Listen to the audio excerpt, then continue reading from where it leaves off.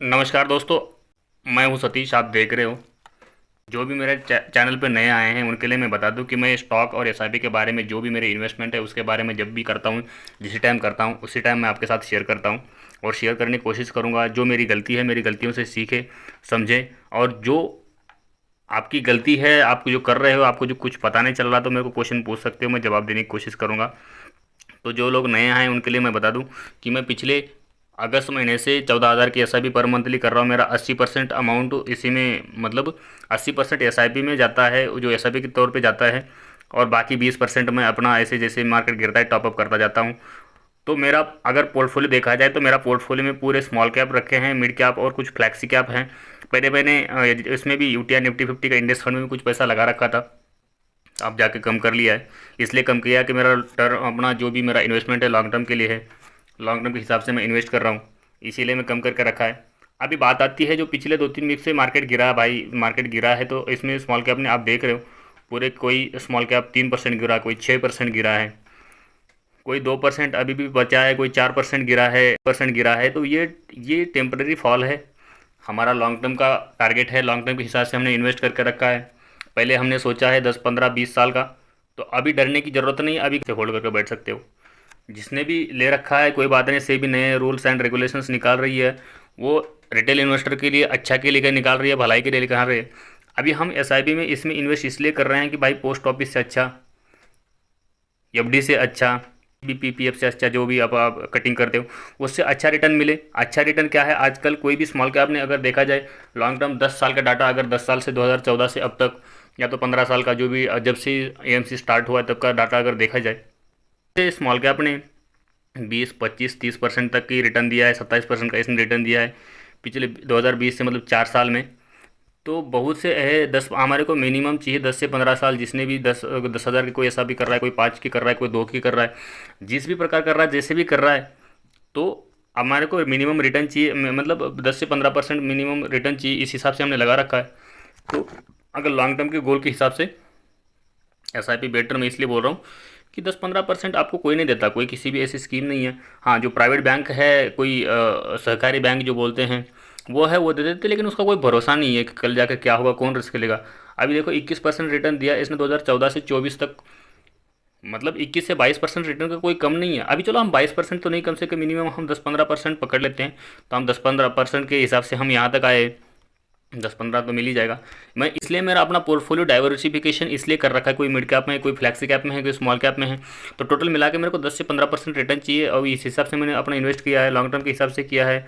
जब भी 10, 15 साल, 20 साल में रखूँगा तो उसको मेरे को 10 से 15% भी अगर मिल गया तो मैं 1 करोड़ से ऊपर मेरा पोर्टफोलियो बन जाएगा 10-15 साल में।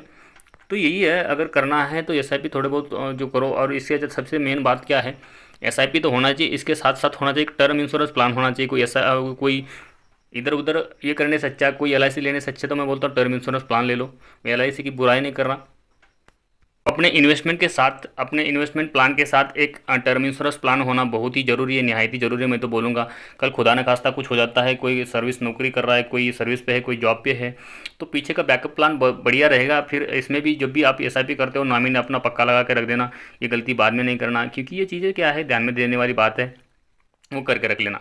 अब किसी का कोई सवाल है आप पूछ सकते हो बेफिक्र। अभी जो कोई नए आए हैं, पहली बार देख रहे हैं, तो आप सब्सक्राइब कर सकते हैं। कोई भी किस टॉपिक पे वीडियो पे चाहिए क्या है, आप कमेंट थ्रू बता सकते हो। मैं उसको उस टॉपिक पे वीडियो बनाने की कोशिश करूँगा।